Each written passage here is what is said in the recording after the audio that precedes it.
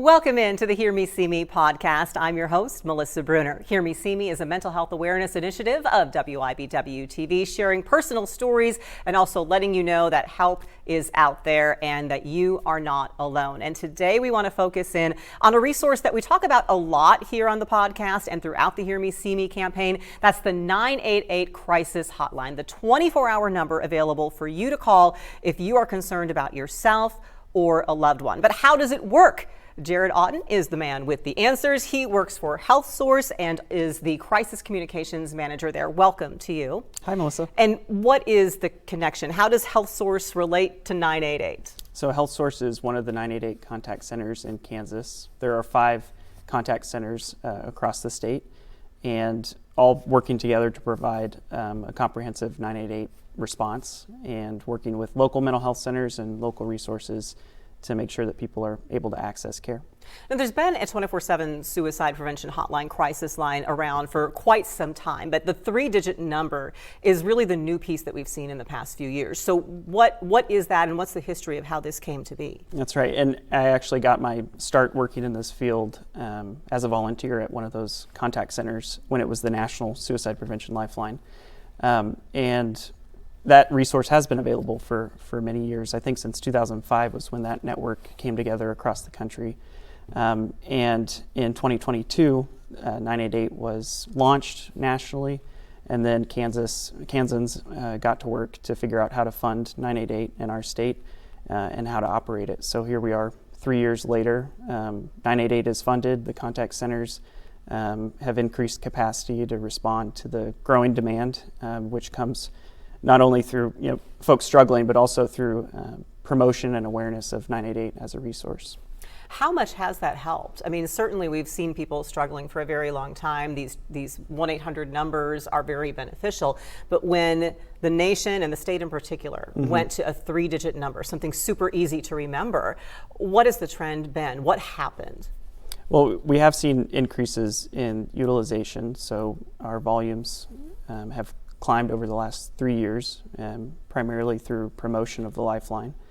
And also people have been learning about not only how it can help them, as you mentioned kind of in the intro, 988's for people who are struggling, but also people who are concerned about someone else. And I think we've seen an increase in people reaching out to get information, to understand how they can support a loved one or someone that they're providing care to.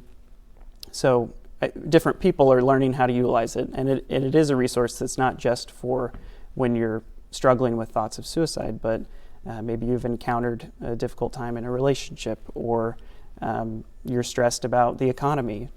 Anything could be a reason to reach out and seek support, whether it's for immediate emotional support in the moment or for information, resources, referral, those kind of things. And I think that's an interesting point. So, right, we think of it first of all as something, and we're going to in a little bit walk through exactly what happens when somebody calls. But so number one, it's there for a person in crisis, correct? What type of person should call at that moment? Yeah, I mean, it could be any person. We talk to people of all backgrounds and experiences across the state of Kansas. It could be a teen who's struggling with coming out to their family, or it could be a farmer in western Kansas who's concerned about commodity prices and the state of the economy. It doesn't matter. We know that mental health can impact any person regardless of their background and experiences, and so our job is to be there to provide non-judgmental and empathetic support and help people get the support that they think that they need. So a crisis moment, but even before a crisis? Sure. I think in a best case scenario, folks feel comfortable reaching out before a crisis so that they can address some of the contributing factors.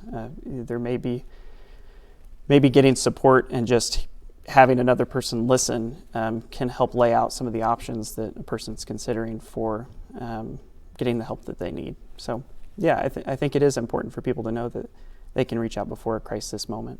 So I think that sometimes people struggle with asking for help for themselves. Absolutely. So how also does 988 serve someone who is concerned for someone else? Maybe I notice you're my friend, Jared, and I think that you're struggling. I can call 988 and say, how do I help you, or how do I encourage you to call? Yeah, absolutely. That's a good example because commonly we don't know what to do in these crisis or difficult moments when a loved one is struggling. And so talking out, what can support look like? How can I show up as a good supportive friend or family member? Our counselors that provide support can walk someone through what that can look like, and again help lay out some options, because typically people have a gut instinct about what could be helpful. Usually it comes down to showing up and listening, and that's ultimately what we do for people. We're accessible and we listen, and that kind of transcends into relationships in people's lives. So having a hotline like this, I'm sure, takes resources. So where does the money come from? Does HealthSource just say, out of the goodness of our hearts, we're going to put up all the money and make this function? Or is that kind of one of the pieces that each state had to get in place in order to launch this 3-digit service? Yeah, that's a good question. And along those lines, in 2022, when 988 was authorized federally, there wasn't a funding mechanism. And so states got to work to figure out, how are we going to fund this program? What's it going to look like, and how's it going to operate? And so in Kansas, we were fortunate that our state legislature did pass a 988 funding bill, which authorizes funds to go directly to contact centers for operational costs. And then there are also grants offered through the federal government, through SAMHSA, the Substance Abuse and Mental Health Service Administration. And so some of those grants have become accessible to Kansas contact centers and to the state of Kansas. Our primary agency and partners at the state are the Kansas Department of Aging and Disability Services. So in partnership with them and then the other 4 contact centers, we work to provide a collaborative and responsive network. Is it something that we see on our phone bills like 911, or it's something different? Not in Kansas. Not in Kansas, okay. So that type of funding mechanism was authorized by the federal legislation. In Kansas, the state funding is collected through the state general fund. Okay, so of course that's something that is obviously something that you need to pay attention to. Yep. In terms of making sure funding continues, and as of right now, Yep. any threats to that, or is it okay? I think it's something that we're always mindful of. At HealthSource, we had the opportunity to provide a tour of our facility to 6 elected officials at the state level. It was a really great opportunity to educate them about 988 and the people doing the work. They got to see and talk with some of our crisis support specialists and crisis clinicians who provide care. So it was really valuable to be able to advocate and inform. And we don't want to mess up the numbers by giving incorrect or inaccurate numbers, but what we can tell you is that since the 3-digit hotline went up nationally and in Kansas, those numbers have escalated. The timing of when this was authorized federally and when it was implemented in Kansas, I mean, you can't ignore that this was during the COVID pandemic. We started talking a little bit more about mental health awareness. People, I think, started paying more attention to themselves. How did that maybe help the effort to launch this, to make people realize what a priority this should be, could be, will be? Yeah, that's a good question and observation. I think during the COVID pandemic, we saw a lot of folks experiencing isolation and loneliness, and having more conversation maybe in their families or communities about mental health and what support looks like. And then we also saw an increase in funding from the federal government and states taking bold steps to increase access to care. So that it was a really critical time, and I often joke that right now it feels like mental health and suicide prevention is cool, that we're at a place where people are paying attention and they want to be involved and they want to have conversations, and I think that's really encouraging as someone who's been involved with suicide prevention for some time. How do you keep politics out of the discussion?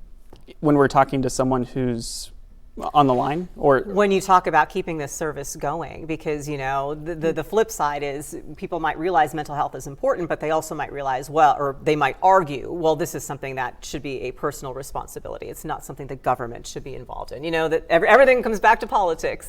Yeah, I think it's, and this would just be my opinion or observation, but I think that we are seeing support from people regardless of their political affiliation for mental health and suicide prevention. And one of the things that might contribute to that is that as I mentioned earlier, I don't think that mental health or suicide prevention or suicide really takes into consideration someone's political status or affiliation. And what that means is that it's something that matters to all of us. And I think for anyone who's experienced a suicide loss, I think, or has experienced suicidal thoughts themselves, I think in those moments they want their loved one to have access to care, or they wanted to have access to support in that moment. You started as a volunteer? Yeah. What inspired you to get started as a volunteer at a crisis line? Well, when I was 13, my dad died by suicide, and that had a really profound impact on me. And I met, when I volunteered on the crisis line, I met people who had experienced suicide loss or who had struggled with thoughts themselves. And it helped me understand and kind of integrate my own experiences and my own loss, and helped me find a community of people that were like-minded and wanted to serve their communities. And that just kind of was infectious, and I wanted to stay around, and ultimately found a career in social work and figured out that was kind of my home. So. Well, I appreciate you sharing that, first of all, because I did not know that when we started this conversation, and I appreciate you being candid about that. And it gets to the point that you just made. There's no banner on your forehead saying, survivor of suicide in my family.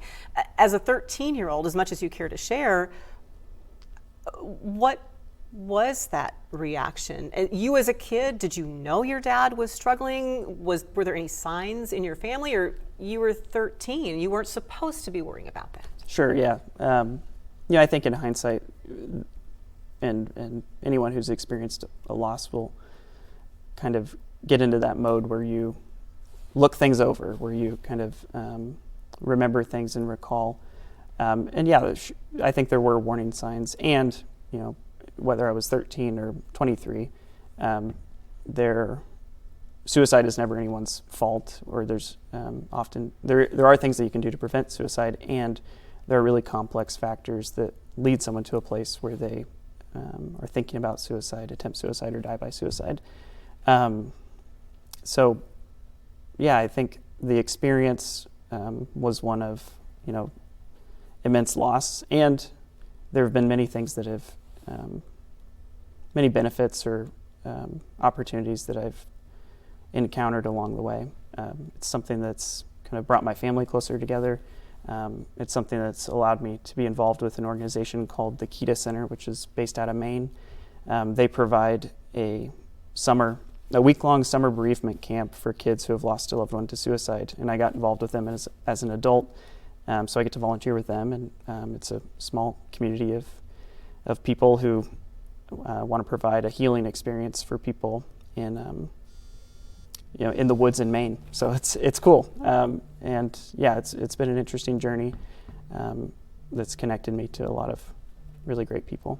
Well, now it connects you to everyone through the 988 crisis line. We want people to know what happens when they call that line, so we're going to take a quick break, and when we come back, we'll walk you through what happens when you call 988.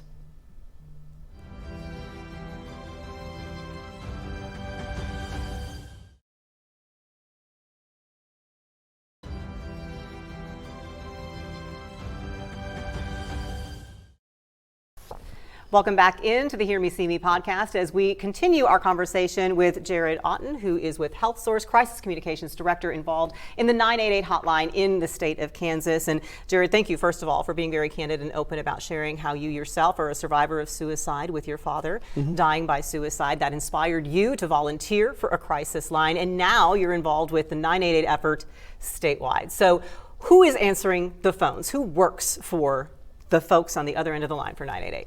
So I mentioned there are 5 contact centers, and among them there are dedicated volunteers and staff. At HealthSource we have a staff of crisis support specialists who work around the clock, and we answer calls through the 988 line and also through local community mental health center lines. In Johnson County, Sedgwick County, and Wyandotte County, they have a dedicated primary contact center that's operated by the local community mental health center. If the calls at the local level can't be answered because volumes are high, they roll over to headquarters Kansas, which is based in Lawrence.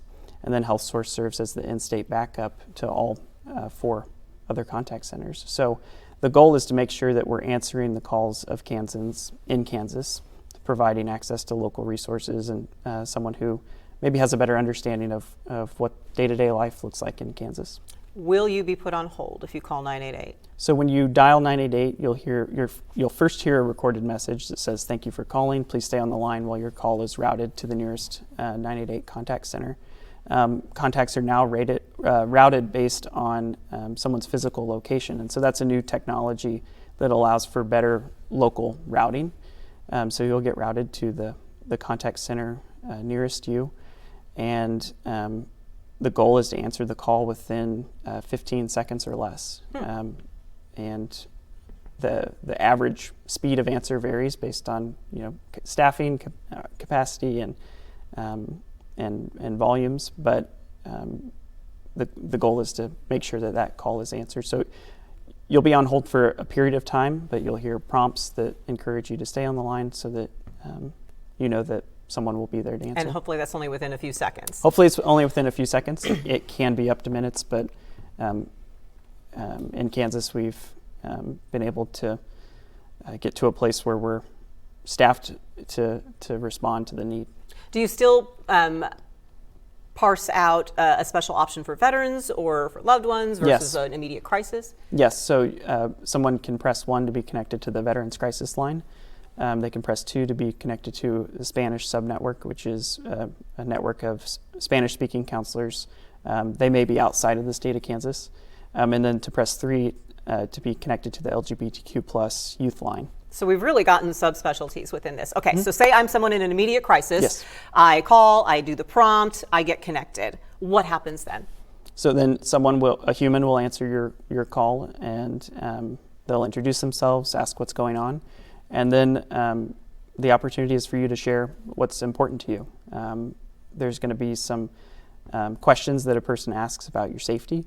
But again, really the goal is for the call to be centered on what's important to you and what you need to talk about once those safety concerns are addressed. So we want to address any immediate safety concerns first so that there's space and time to talk about what's going on.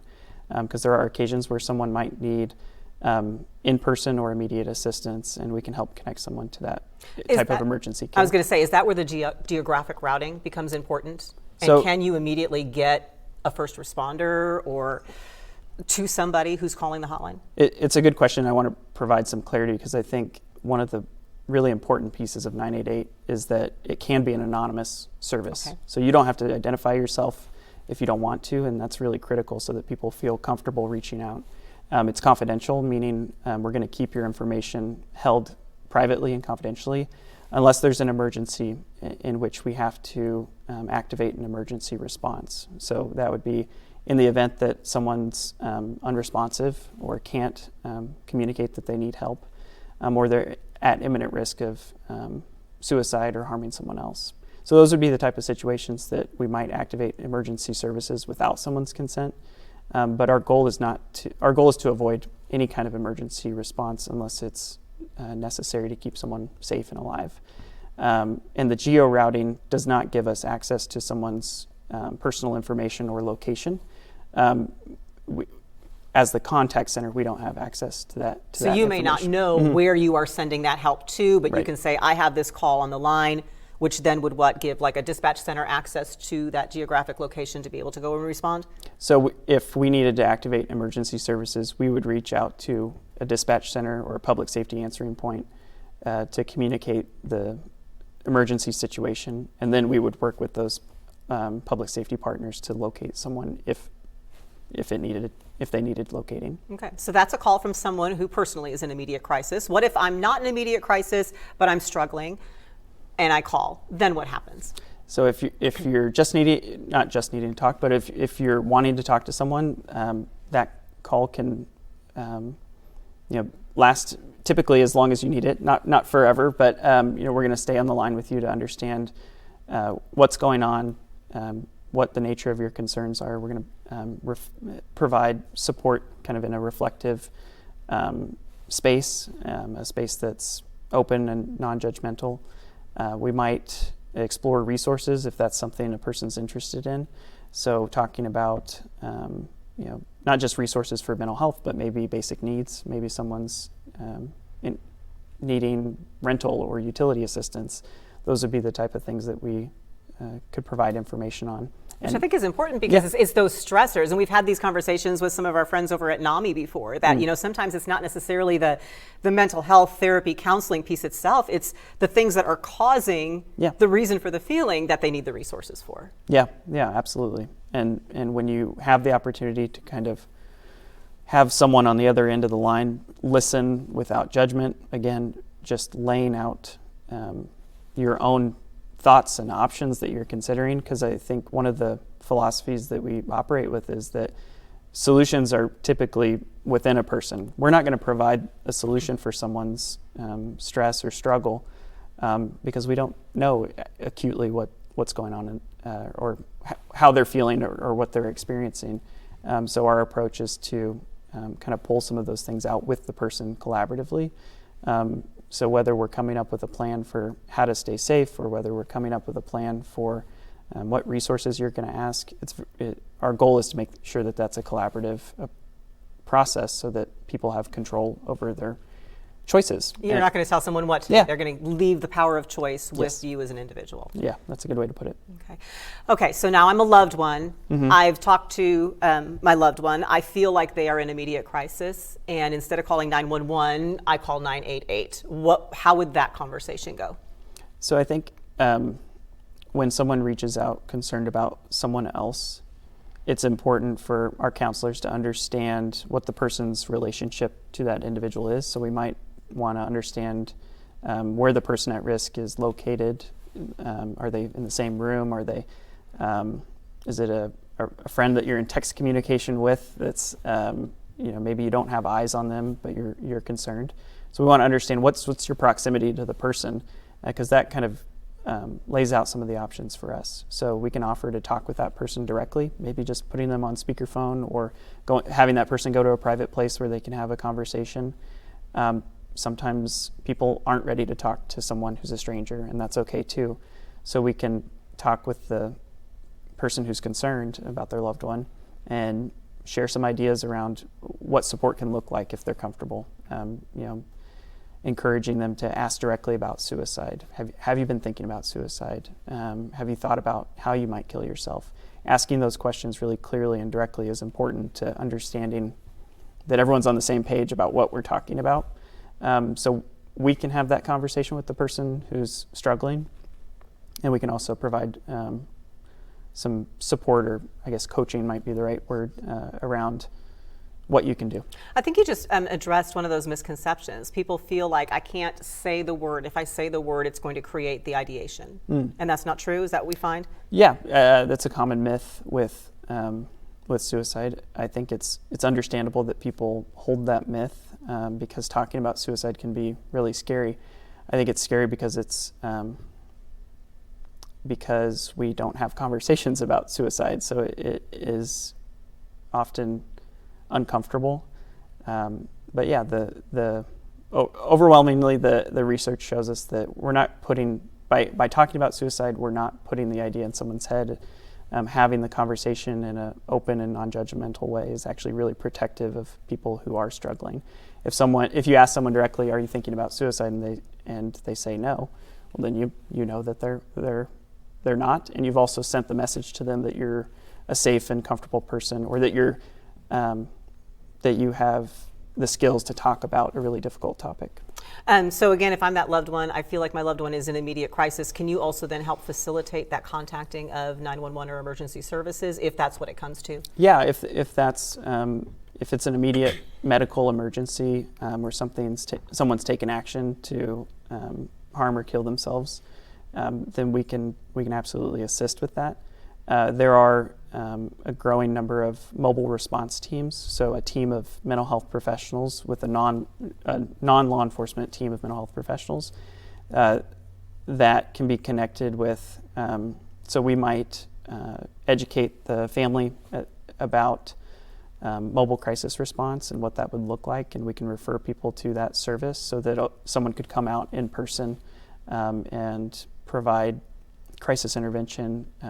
Again, they will provide a similar type of service, just in person, and maybe a closer connection to the local resources.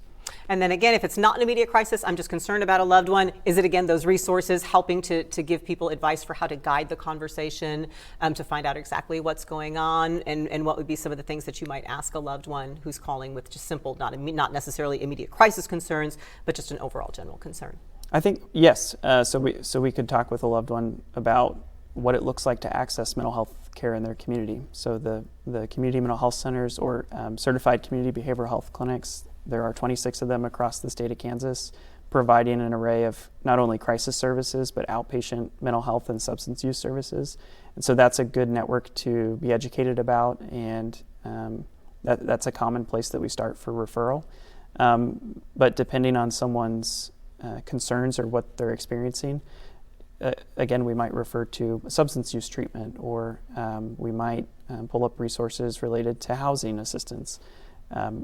And I think caregivers are often going to be a driving force in getting people connected to those formal supports. Mm-hmm. So it is really helpful to have to educate them about what's available so that they can kind of walk with the person that they're concerned about. And we do have a long list of resources on WIBW.com/HearMeSeeMe as well. Jared, what happens after the call? So after we talk with someone, we typically will offer a follow-up contact. So whether someone reaches out over the phone or through 988 chat and text, which I haven't talked about at all yet, we will offer a follow-up contact. And so that might look like a call to you maybe 24 or 48 hours after you've reached out, or it might look like an email contact or a text to check in and see how you're doing. And then that's an opportunity to let us know how you're doing, but also it's an opportunity to engage in support if that's what you need in that moment. So it's not just hanging up the phone Nope. And you're done. Nope. There's more that can happen. Okay, and you mentioned some things you hadn't talked about yet. Yes. You don't have to pick up a phone and dial 988. What are the other options for reaching out? That's right. So you can text 988 and be connected to a person. So you'll first get an automated message, and it will say that your text is being connected to a person. There will be some information and questions that you can fill out. It's optional. You don't have to, again, you can be anonymous. You don't have to fill out this information. And then shortly you'll be connected to someone who's who can text you back and forth. And then the other way to get connected is through 988lifeline.org. And then there's a chat button that you can hit. And same thing, you can be in a chat conversation with a live person within a short amount of time. Very easy. Yep. How powerful are some of those conversations that you had? Well, it's a really unique opportunity to provide care to someone who's struggling or at those depths. It's been incredibly profound on me personally to be able to show up and provide support. It's been a healing experience, and I know that that's true for a lot of our counselors who are providing support. So we kind of get a window into people's lives and not only what they're struggling with, but what's important to them, their strengths and resources and resilience. So having that window is definitely a privilege, and so we're grateful for people who do take the step to reach out and demonstrate the strength and courage that it takes to ask for help. How proud do you think your dad is with this work that you're doing today? Well, it's complicated, but I do think that it gives me a lot of purpose and connection to my dad to be doing this work, and I am grateful to have the opportunities that I do now.